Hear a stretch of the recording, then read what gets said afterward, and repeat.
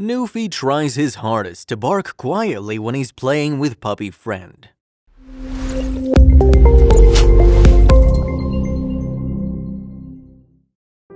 As any parent or educator can tell you, encouraging children to use their inside voice can be a sanity saver. But how many times have you heard a dog being told to use his inside voice?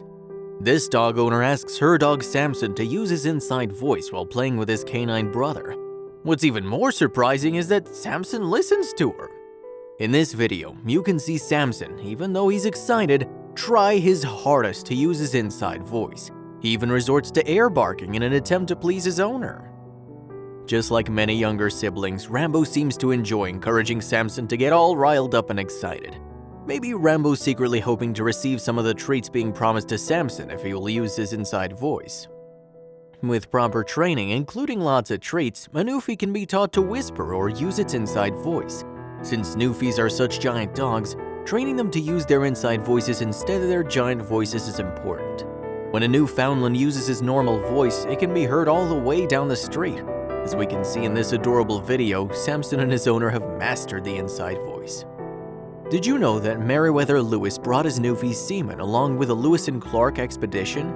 Or that Newfie was credited with saving Lewis and Clark from a large water buffalo? Seaman, the infamous Newfie, was the only animal to survive the Lewis and Clark expedition.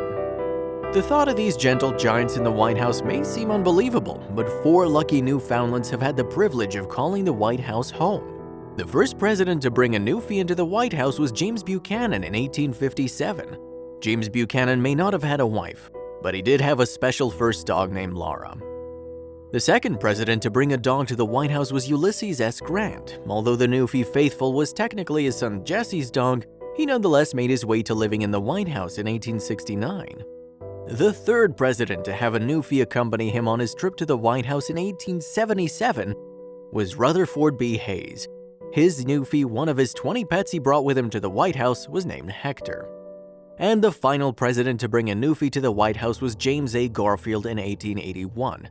Mr. Garfield's Newie, Vito, how presidential sounding, was even credited with alerting the first family to a barn fire and thus ensuring their safety. Inside voices for Newfies had to have just been as important for presidential dogs as it is for this lady and her dog Samson.